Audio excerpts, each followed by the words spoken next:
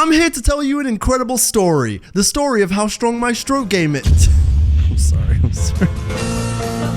Hang on a second, I'm gonna have to cut you off right there. As much as I love that show, incredibly copyrighted. So I'm not gonna lie, originally, I wasn't going to make a video about this. I was just gonna dust myself off and keep cooking. Like, we are currently in the heart of 2K season. There is no time to have a stroke. I should say straight away as well that all the proceeds from this video will be going to Stroke Association UK. There's a link below, it'll help you support other stroke survivors. So I'm gonna go ahead and take you back to Wednesday the 21st of February, aka the day I had the stroke. It was a super normal Wednesday. I went to therapy in the morning. I didn't have work at my actual job, so I went to the gym, had a good workout there, and I sat down to record the rest of the Swerved video, which you guys should have already seen. Then after going basically non-stop all day since I woke up, I decided, let me take a little bit of a break right now. Let me take maybe a mini nap. And that, ladies and gentlemen, is where it all went wrong. So I go ahead, I lay down, and then I felt this immense blood rush and dizziness, and everything was kind of moving in slow motion. I felt like I had the painkiller perk from Modern Warfare 2. Then I went ahead and stood up because I was actively trying to fight whatever was happening to me right now. Like, I was actively trying to fight against a stroke. And by the way, strokes can happen at any age. It's not just an old people thing. It's of course more scary in old people because it can just kill them. And you know, it usually has longer lasting effects. Like, if you're younger and you have a stroke, it's usually easier to bounce back from, thankfully. But it can genuinely happen to any age, not to terrify you. In my head in the moment, in those very early stages, I was like, okay, like maybe the blood just rushed to my head when I sat down or when I laid down. Like, it's probably just a very extreme version of that. So there I am, I stood up, I'm walking around a little bit, I'm trying to shake it off, and then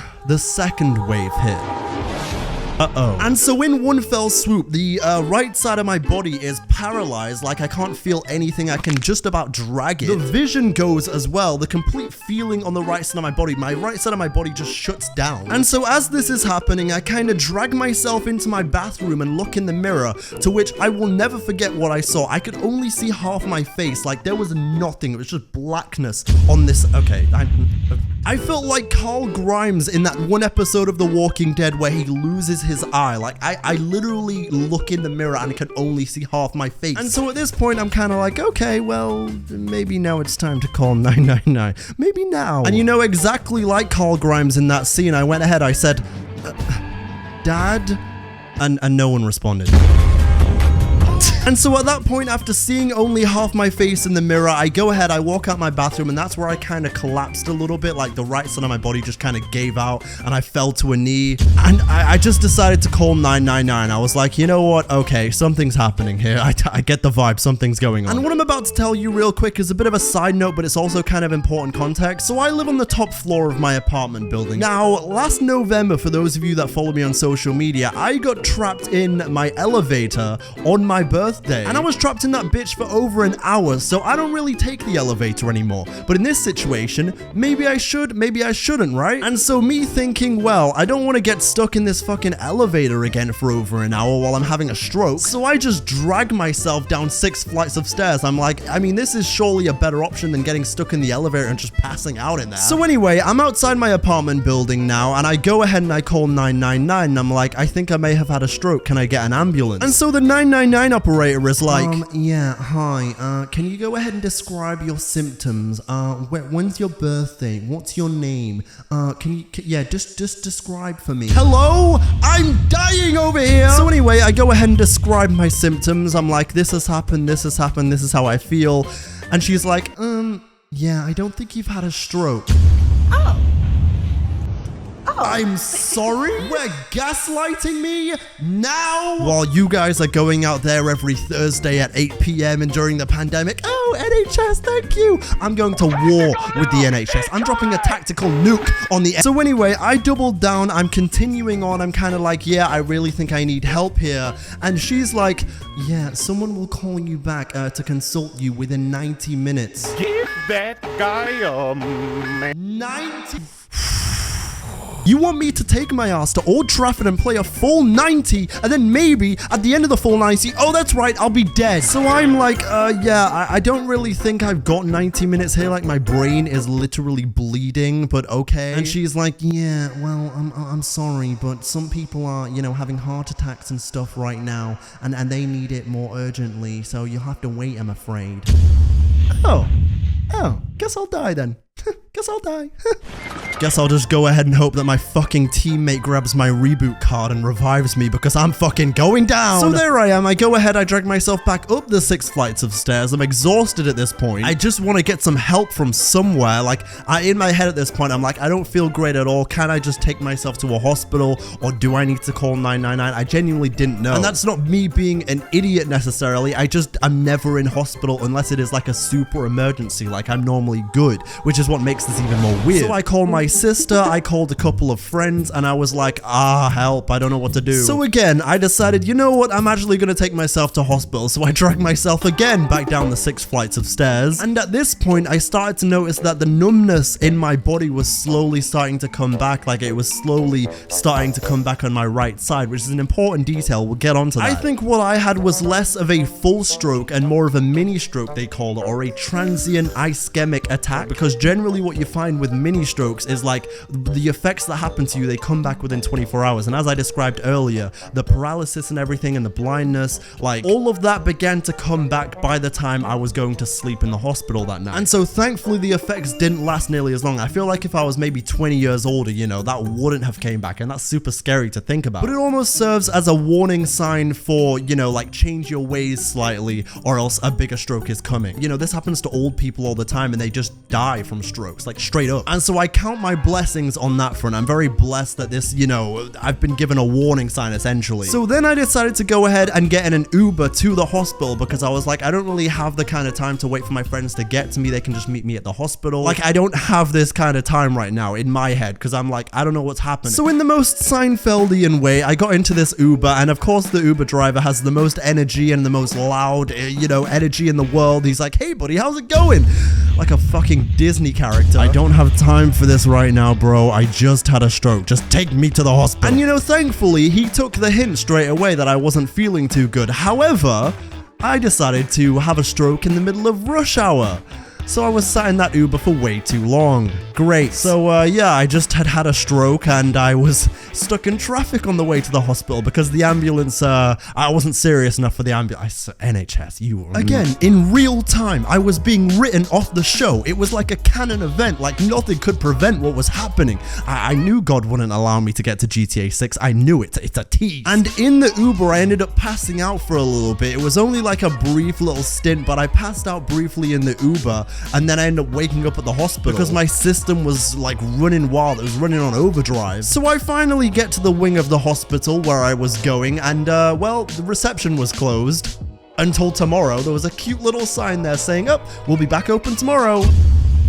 What? So in my head, I'm like, oh, well, fantastic. I guess I'll just wait till then. So then I go ahead, I spend a couple of minutes walking around the hospital. I go up a couple floors in their elevator because I trust other people's elevators. I just don't trust my apartment building. So I trust that elevator. I go up a couple of floors. At this point, I'm looking for a nurse, a doctor. There's no one around. There's just a bunch of genuine NPCs. Just a bunch of genuine civilians. There's a guy playing a fucking piano just randomly in the middle of the map. I don't even know what was going on. I thought that might have been a symptom of the stroke. I'm seeing things now. Finally, I find a nurse. I think, hallelujah, I'm saved. I go up to this nurse. I'm like, hi, I'm looking for some help. Like, I'm not really sure where to go. Can you direct me? I think I've had a stroke. I kid you not. She genuinely looks me dead in the eyes. She chuckles a little bit. She's like, you haven't had a stroke. So then I was just like, okay, well, I guess I'll just go sit downstairs and wait for my friend Abby to show up because I called her and I was like, just meet me at the hospital. And she's easily one of my most reliable friends, especially in an emergency. So I was like, okay, perfect. I'll be fine. She'll get here. So in the meantime, I'd say there's about 20 minutes here where I was waiting for her to come from work and get through traffic and everything again. It's rush hour. She just finished work. So I'm sat in the hospital reception area. I end up going outside because my fever's going up a little bit. I'm just trying to survive until she gets here. And it was this most confusing time. Like, I've never felt that kind of confusion before in my brain. I didn't even know what was going on. So eventually she gets to me in the hospital and we go to another part of the hospital where we're in another waiting room waiting for tests and stuff, and they're trying to figure out what's going on. I'm with a bunch of other people at that point. My head is fucking killing me. And that's where a fucking genuine crackhead NPC rears his ugly fucking head. This dude literally walks into the waiting area while all these people are ill and they've been through this and that and they're waiting to get tests and stuff. He comes in with a fucking boombox playing loud music. What the fuck? I just had a brain injury and you're I was like, okay, dude. Okay. Well, someone's testing me. This is a test. This is one of those tests you hear about. Like, my head was already in pain after the stroke, but him coming in and playing this low quality garbage boombox music. And so eventually they continue on. They're doing more tests. They're doing more scans. At this point, it's been a few hours of that waiting room just, you know, going in and out and doing tests and stuff. And eventually the doctor comes up to us and he's like, yeah, so bad news. You've had a stroke. Oh, really? Really? Because the 999 operator made it seem like I was being the... And by the way, for as much as I am home now and everything, and I'm happy to be home, they are still running tests. Like, I'm still booked in for other tests. I passed all the tests that I needed to pass to, you know, leave and, you know, live on my own again and be competent, etc. Like, they said I'm healthy in terms of, you know, like, they did a heart exam and all these other exams, and that all came back clean, thank God. But they still want to know why the stroke happened and everything, so they're still going to be running tests. And again, even when it comes to the recovery from the stroke, they were confused. Like, they looked at the scans and they were kind of like, you shouldn't really be recovering this fast. And I was like, yeah, well, I'm built different, so. No, but seriously, it's genuinely an anomaly, and I don't know what's happening. I don't get it. Because it is genuinely kind of a medical anomaly. And so I will still be on the medication they gave me for at least another month. I don't know the answer for sure yet, but if I personally had to go ahead and speculate why this happened, I'd say it's like half down to me overworking myself in life in general, and also probably not taking the best care of myself in like the last year since the whole family saga happened. If you know, you know. I am only human after all. I'm not gonna sit here and preach like I've been the most model human being. Like, there are areas I could improve, especially when it comes to sleeping. Like, I don't get enough sleep at all, so that's a goal. And of course, not to even plug my Twitter or anything, but when I know the real reason of why I had the stroke, I will let you guys know, because a lot of people were asking, like, can you just get it from overworking? That's what I think it was. I think it was a combination of things, but when I know the real answer, I'll let you all know. So anyway, at this point, it's Wednesday night. It's super late. Like, it's borderline midnight. And they're all like, okay, we want to keep you in at least overnight to go ahead and run some more tests, and just to be sure, you know, how this happened. It doesn't normally happen in young, healthy people. But don't get it twisted, strokes can happen at any age. It just depends on, you know, the symptoms and like how it led to them. So anyway, I ended up being in that hospital for like 5 or 6 days. Like, it wasn't really a short visit. I was kind of hoping that it would be, you know, a short visit, but it just wasn't in the cards considering, you know, what happened. And that's fine. Like, again, all jokes aside, I appreciate the NHS. Like, thank you, you know, to all the doctors and everything that took care of me, and the nurses. Like, a lot of them were super nice, great people, and I'm very appreciative of them, you know, that they took that extra time to make sure I wasn't just gonna throw myself back into a gym workout or something, or throw myself, God forbid, into a YouTube video and then just fucking leave. And while I'm here thanking the NHS, I do have to go ahead and thank the nurses and the doctors that took care of me, because they really niced me with my room. They were like, you know what, you're pretty young, like most of the people in the stroke ward aren't. So they ended up basically giving me my own room. Like, it was almost like a hotel room. Like, I had a TV in there, I had my own private bathroom. I was like, okay, I'll take it. I mean, and since I had suffered some memory loss, they had me basically do these memory tests in hospital, or like competency tests, to see if I was allowed to go outside again, which again, I may have failed on a normal day, but it was basically just to see if I was like able to go outside and, you know, live on my own, and how my brain was doing after the incident. And the tests, they very much varied. One of them was literally just eat this digestive biscuit and drink this water, like, can you swallow food and stuff. And another one was literally like a Sidemen video. They had me basically, it was like, memorize these 4 steps and go do them. But it wasn't just like, hey, go bend down, tie your shoes. No. Go ahead, find the east elevator and go downstairs to the ground floor. And then I want you to go ahead and go into the hospital shop downstairs and find 3 items that accumulate to £2. In this economy, 3 items, £2? Are you? Anyway, I go ahead, I do that, and then they wanted me to find my way to the chapel in the hospital and then find my way back up to my room. Again, on a normal day. And thankfully, I went ahead and I passed that test. But then there were other ones that they made me do, like little math exercises or little science problems. Remember this word, and can you copy this picture? It was really bizarre. I get why they did it. Now, one thing I will say is that after researching a little bit into my vision, like, there is still a bit of a blind spot, you know, in my right eye. But it's not nearly as bad as when it first happened. Like, when it first happened, it was genuinely like that. And it was like complete darkness. Now, like, day by day, the more I take this medication they gave me, it's slowly growing back, and I think the more my brain heals, which your brain can heal when you're younger, like I can still live a full life after a mini stroke. Thank God, you know, I scared myself on those Googles a little bit. But it's also one of those things where I did just pass my driving test, like, you know, maybe 6 weeks ago, and I'm pretty sure they will disqualify me from driving if that blind spot is there, because I won't really be a safe driver. So that's a bummer. But also they did say that it can take, you know, between 3 to 6 months for this field of vision to, you know, where the stroke happened to come back. So I'm kind of my lucky stars. I'm sure it'll be fine. But thankfully, that's the only major thing that's kind of lingering from the stroke is my vision. You know, everything else, like the feeling on my right side, came back. And again, very blessed on that front. For anyone who really cares about the details, where my vision is right now, it's kind of like on a migraine level. You know, when you got a migraine and you're not looking at stars, you're looking at constellations. That's kind of where this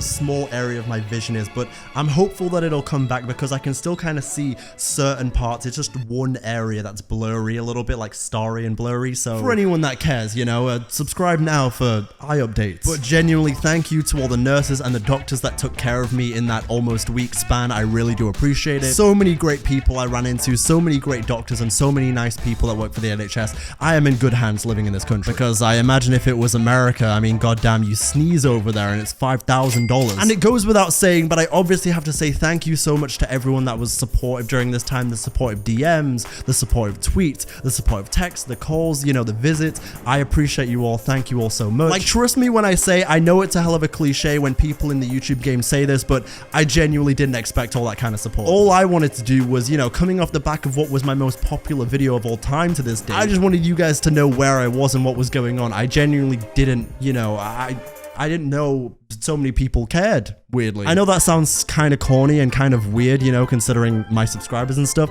Like, I know you guys care, but I didn't realize people cared like that. I don't know. Either way, what I'm trying to say is, it was very nice, and I very much appreciate all the love. Thank you. Also, by the way, what are the odds I'd have my most popular video and then have a stroke? Like, what are the fucking odds? But all in all, everything happens for a reason. I'm just gonna take this as a sign that I need to slow down a little bit and take a rest sometimes. Because honestly, with all the work that I was doing before this happened and everything that I was trying to balance, I was burning myself out way too much, and it was just never gonna last. So I'm gonna take this as a sign to take things easy occasionally. I mean, noted. I also genuinely don't remember, did I have an outro before I had my stroke, or do I kind of just end the video?